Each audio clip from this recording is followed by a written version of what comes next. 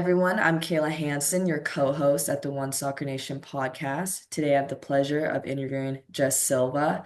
Jess is a head coach at Brooklyn Football Club. Jess, thank you for taking the time today. How are you doing? Thanks, Kayla. I'm looking forward to doing this interview. Yeah, and it's good now too because we know each other, so it's gonna be easy. It took us a couple of emails, but we Yeah. realized we've already worked together, which is pretty cool. Yeah, for people listening and watching, I was coached by Jess in the under 17, so we kind of full circle moment. So, Yeah, very okay, cool. let's get into it. You've had such a diverse and impressive coaching career with experience in Canada, France, and now in New York. What have you learned from working in different soccer cultures, and how has that shaped your coaching philosophy?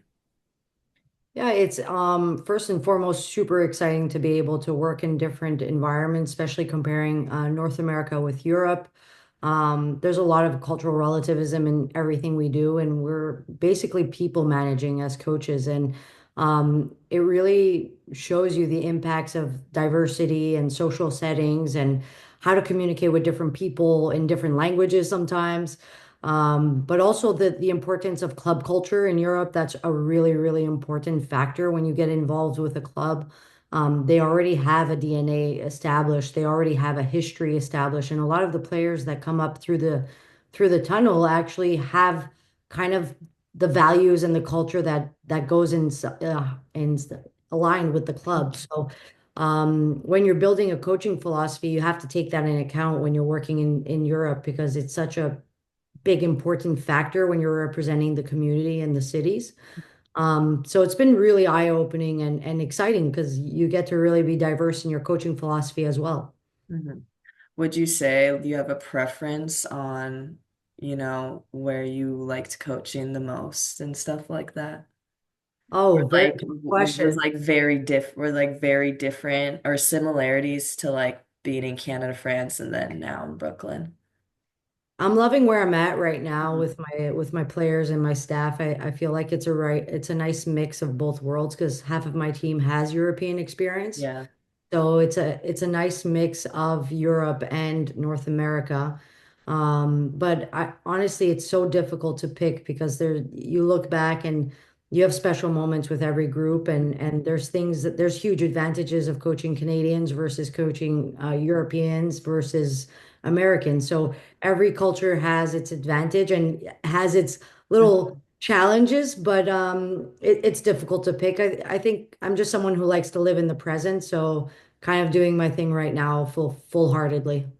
Yeah, that's like the amazing thing I feel like about like all these new leagues opening up because I feel like all these people, we only have the choice, like from a player's perspective, we only had the choice of like going abroad, either like NWSL or like abroad, and now having the opportunity to like still play pro, but like in your like home country. I feel like that's the amazing thing because now not only are you getting players who are maybe like homegrown just from Canada or coming out of college, you also get players who got that like experience in Europe and can bring what they learned to Europe back in the US and Canada. And I feel like that brings like a very much different kind of like coaching environment and kind of like a way of playing. And that's at least from like what I've seen, like at least with my team, like so far, like very much like when I was in college, like there was a certain way of playing in America and even in Canada as well growing up. But now playing in here, it's just there's so many different personalities on the field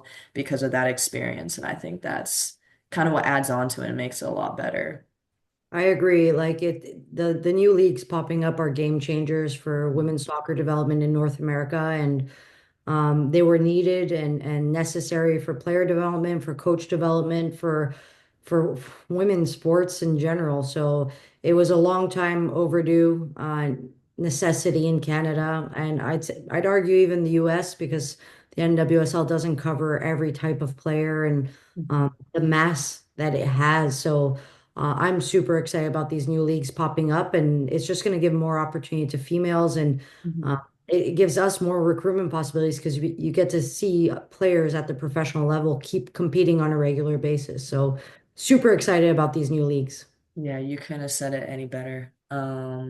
So, as the first woman in Canada to earn the UEFA A license, congratulations, by the way, that's really cool. You've broken significant barriers. Can you share what that achievement means to you personally and how it has impacted your career progression in what's typically a male-dominated coaching environment?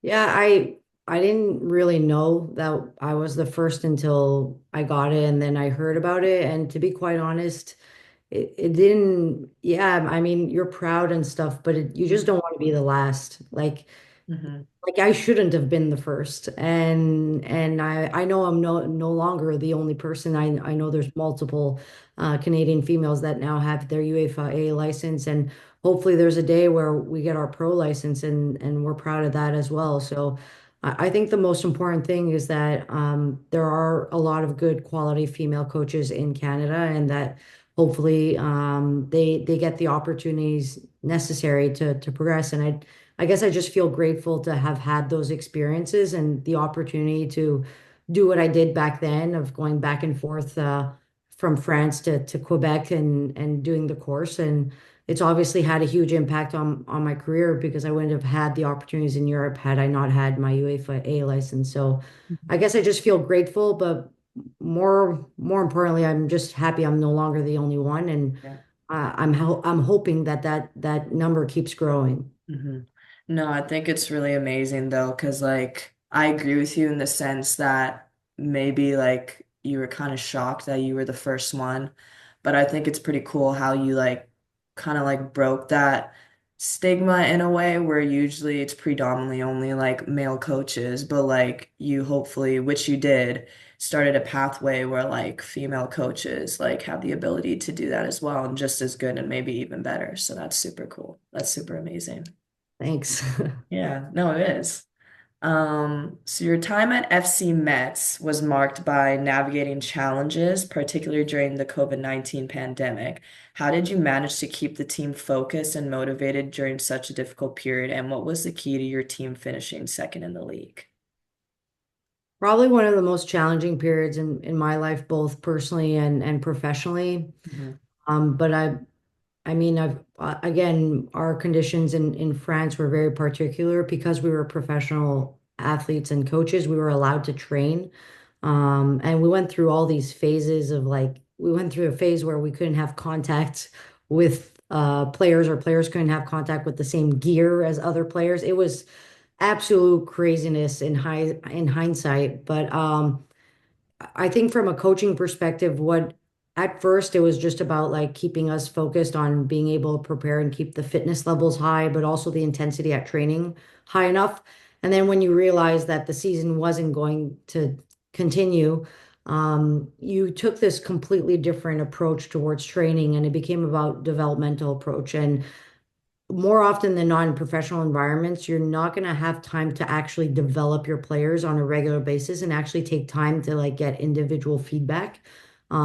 Especially in Europe where most clubs don't have a whole huge staff, a huge technical staff. So it allowed us to have a bigger developmental approach, a growth mindset with the players. We started doing IDPs. We started working on fitness. We had to get the players on some type of objective for their careers. And most of the squad that I had in that first year that we had the COVID situation played in Division One or continued to play in Division One. So you'd like to think that that period, that whole year and a half, allowed them to develop things that they wouldn't normally have the time to develop at the pro level.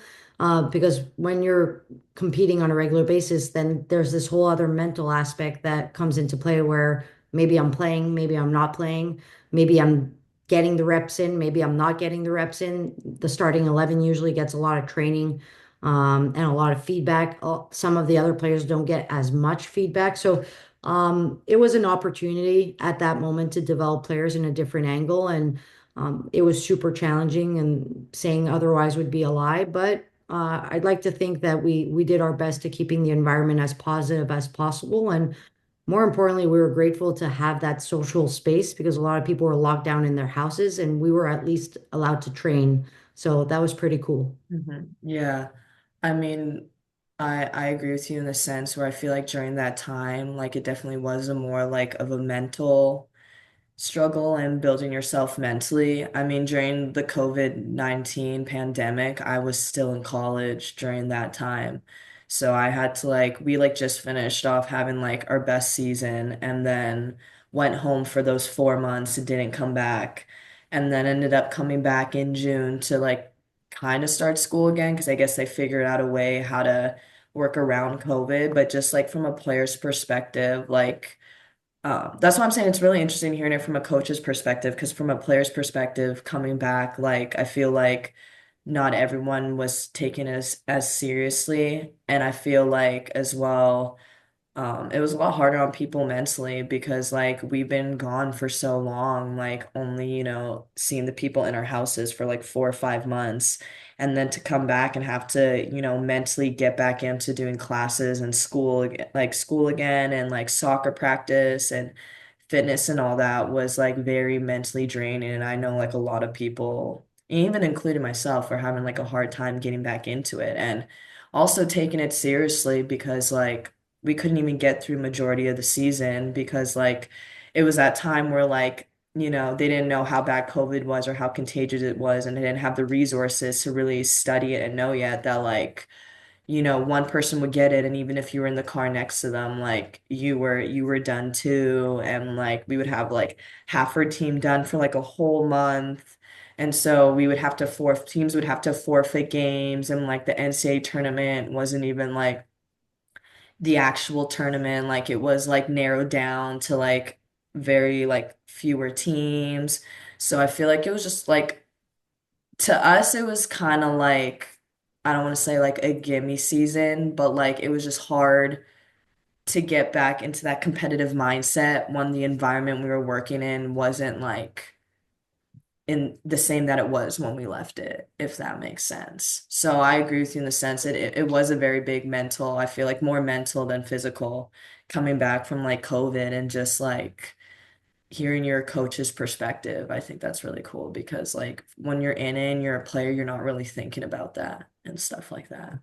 I think our players actually had a different challenge because we have professional players that don't live home, right? Yeah. So you're basically on your own in your apartment, and aside from soccer practice, you can't socialize with absolutely anybody. You're not with your family, you're not with your friends, or so a lot of our challenges were the social aspect or the lack thereof for all these athletes. And when I had a huge soft spot for all my international players because not only are they dealing with COVID, but it's in another country. They're extremely far from their families. And the only people they can speak to is their soccer teammates for a whole 3 hours a day. So it was a huge challenge for our players to say the least, but I think everywhere around the world, the problems were just different, but everybody was in a difficult place at that time. Yeah. Okay, so having worked with youth players at both the national and club levels, you've helped many young women transition into professional soccer. What do you believe is the most critical aspect of developing young talent, especially for women's soccer in Canada and internationally? I mean, you're going to look at the technical and the tactical and the athleticism. Those things are foundations to any athlete in professional sports. But I think what really kind of divides the pro athletes and the ones that actually have pro careers on a consistent basis at the highest level is the mental aspect. Mhm. Quality players exist everywhere around the world, and the more that the women's game is growing, the more opportunities there are, the more development there is. There's going to be a lot more competition for places, and I really think the mental aspect is probably one of the key elements because when you're thinking about going pro, you're adapting to a new environment, you're adapting to a different style of coaching. You have to have a lot of resilience to push through challenges. Um, you probably, if you're signing pro, you probably are a very good athlete and everyone told you you were the best up until the age of 18, 19, 20 years old. And then all of a sudden you're getting onto this pro team and your teammate wants that same spot that you have and you're no longer best friends. You're now with next to your competition. And how do you navigate competition in another country, in maybe another language? So I think the capacity to adapt to new environments is a huge one. Openness and capacity to grow and want to learn, um, but also be extremely resilient through challenges and the highs and lows of pro sports, because from one club to the next, you'll have different conditions, different systems, and you have to be able to adapt on a consistent basis and be able to perform really, really quickly, consistently. So for me, it comes down to the mental aspect, and I also think the mental aspect is the future of the game of how do we get players to stay focused for 95 plus minutes? How do we get them to perform on a consistent, regular basis under pressure with the whole emotional impacts and whatnot? So, yeah, I would definitely say mental. Yeah. No, I completely agree from you. It's hard because I only know from like a player's point of view. So it's cool. It's cool hearing it from like a coaching perspective because I think you were like, you nailed it because like going pro for the first time for myself, I feel like I had like this whole mind, especially in a country I've never been before and it's very far away and you're far away from home and all that. Like I definitely tried going in with the mindset of like just trying to be open and make the most of it and enjoy the highs and lows and do the best you can to adapt to the situation you're in because like, not every coach is going to coach the way you're used to, or there's going to be like a language barrier and all that, or you may not like the environment. So like you like nailed it right on with that. Yeah, I mean, it's an opinion. Everybody has maybe a different angle, but having lived in different environments now overseas and in North America, I really think that's the differentiating aspect and key element for players as they're navigating their pro careers.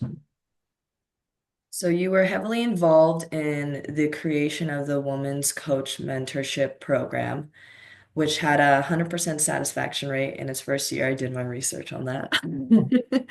What do you think is the key to supporting and retaining women in coaching, and how can the soccer community continue to evolve to be more inclusive for women's coaches? Great question. Obviously, that coaching mentorship program was one of the things I was most proud of.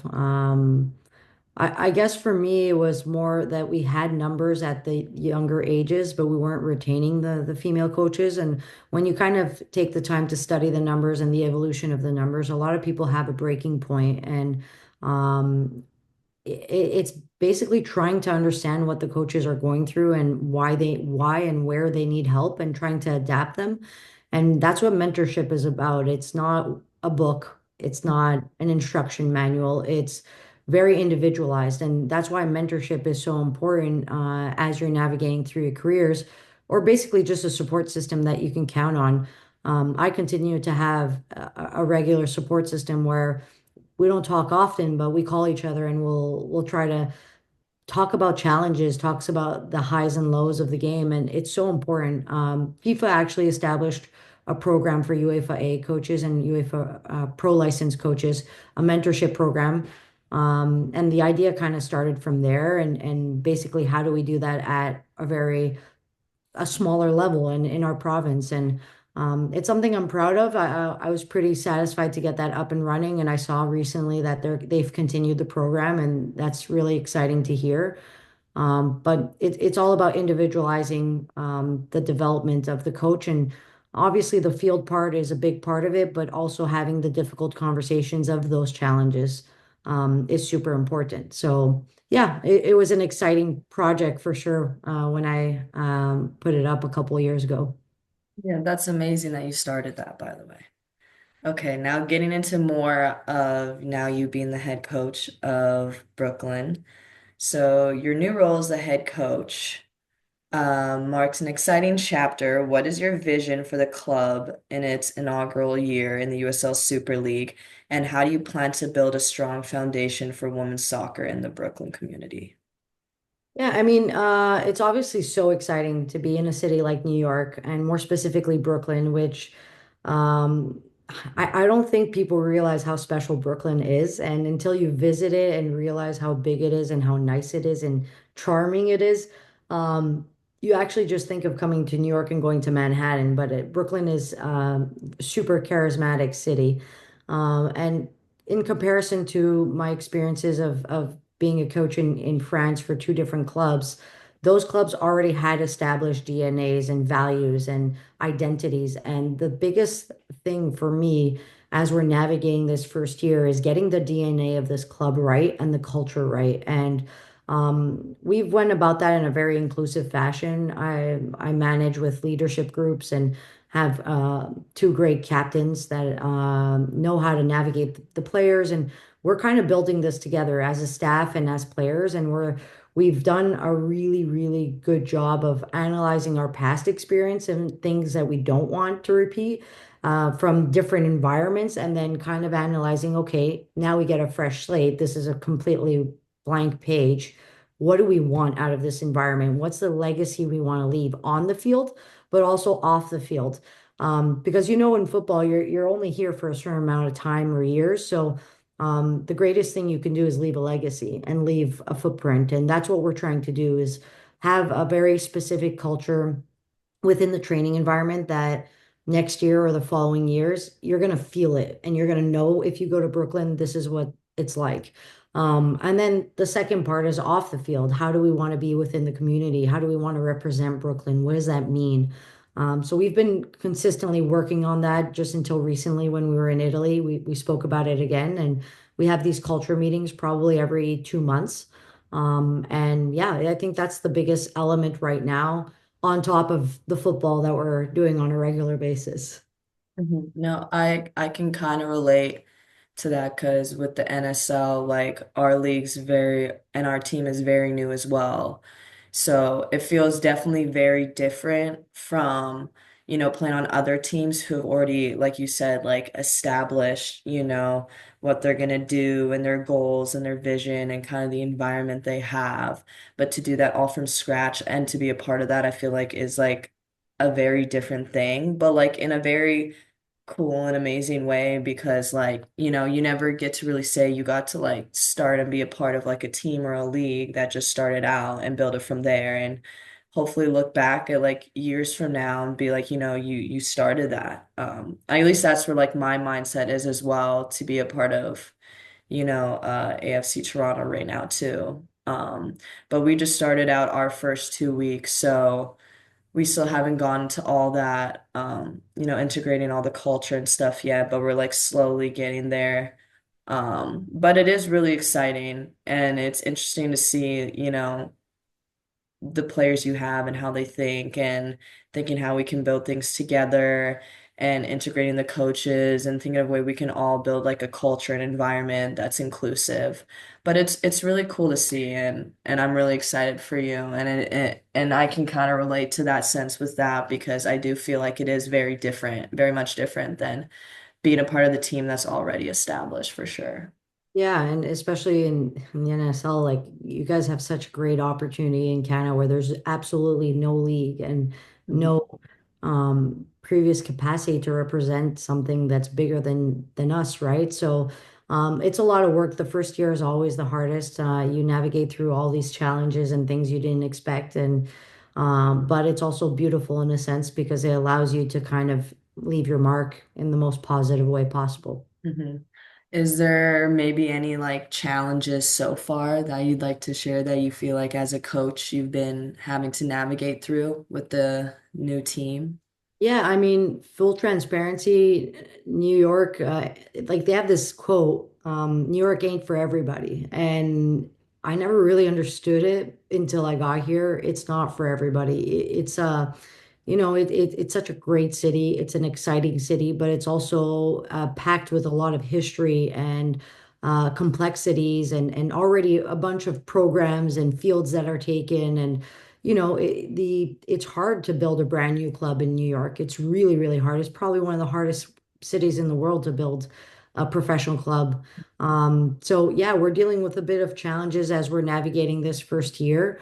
But I also think that we're with the players and the ownership group, and we're really trying to work towards laying a foundation that the club's going to be proud of, and that we're going to leave it better than where we found it. That's for sure. So, yeah, there's challenges, but it's part of it. You know that when you're taking this type of role, and you know that when you're going into a brand new club, that things won't be already set, things won't be perfect, and there's going to be a huge learning curve. But I also think that's where we're getting a couple of our results because we've developed this huge resiliency towards challenges. So I think it's transpired in our play, which I'm pretty proud of. Mhm. So you mentioned that Brooklyn is like a very vibrant and multicultural city, and you also mentioned that, you love it a lot and you feel right at home there. How do you plan to integrate the diverse local community into Brooklyn FC's identity, and how can the club use its platform to inspire the next generation of female athletes? Yeah, I mean, like I mentioned earlier, a lot of it was understanding where we were. We have a couple players that come from the New York area, but when you kind of travel across Brooklyn, meet the people, meet the community, hopefully we're going to get involved with some schools and some youth programs as well. That's like the next step for us. You kind of get a sense of the people and what it means to be part of Brooklyn. And Brooklyn is a really multicultural diverse city that has a lot of hardworking people, flashy. We like to use the word zesty. Our team's very zesty, and so are the people, though. And it's such a charming city. And it's not typically what people come to see and when they go visit Manhattan, but I put it on my recommendation now because it's such a special city. And I think we're just trying to transpire and understand the people and the community first and foremost, as we continue to build the foundation of what does that mean, Mhm. and how are we going to influence and impact the culture because it's so diverse. How do we relate to the diversity? How do we get involved with the kids? How do we get involved in the schools? How do we get them to come watch us play and realize that pro women's sport is here to stay? There's also the New York Liberty that play in Brooklyn, and they obviously won last year. So how do we get to work with them to build women's sport in Brooklyn? So many projects, so many ideas, and so much left to do. I guess we need a little bit more time to really establish the game plan. No, that's super amazing. And it's cool hearing like, other teams that are just starting out as well, kind of hearing what they're doing. So that's super cool. But now that we're coming to the end of our podcast episode today, do you have any words of wisdom or advice you'd like to tell the people, maybe either coaches who, want to aspire to get to where you are someday, or maybe some young players who are looking to make it big? I guess the Good question. I guess the advice is get comfortable being uncomfortable. This path to professional sports isn't easy, and it shouldn't be because then everybody would do it. Pro sports is really the tip of the iceberg, and get comfortable being uncomfortable. Put yourself out there, be adaptable, take everything as it is, and kind of just grow from your environment and push through. And if you're really in love with football, nothing will really stop you because you just won't stop. You'll just keep pushing. And when you really want something in life, there's nothing that's going to stop you from getting it, aside from yourself. So I think resiliency, being in love with the game, and being open-minded are the key elements to making it either as a coach or as a player. It's pretty much the same. You just got to be willing to push through. Mhm. You couldn't have said it better. But Jess, thank you again for taking the time to be on the One Soccer Nation podcast. Thank you very much, Kayla. I had a great time.